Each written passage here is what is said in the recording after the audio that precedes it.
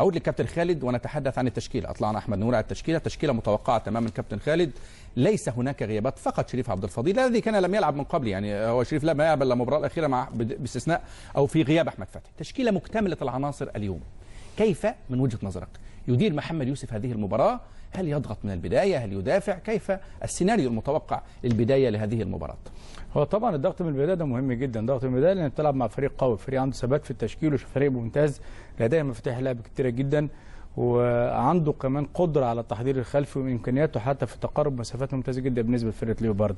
الدور الكبير موجود على الرباعي الامامي، لان الرباعي الامامي اعتقد في ظل غياب جده اذا كان بنتكلم على وليد سليمان او السيد حمدي ومحمد ابو تريكه وعبد الله سعيد، لهم دور في الضغط على الرباعي الدفاعي في حته الاختراقات من الاطراف، لان الاطراف مهمه جدا بالنسبه لفرقه ليوبارد.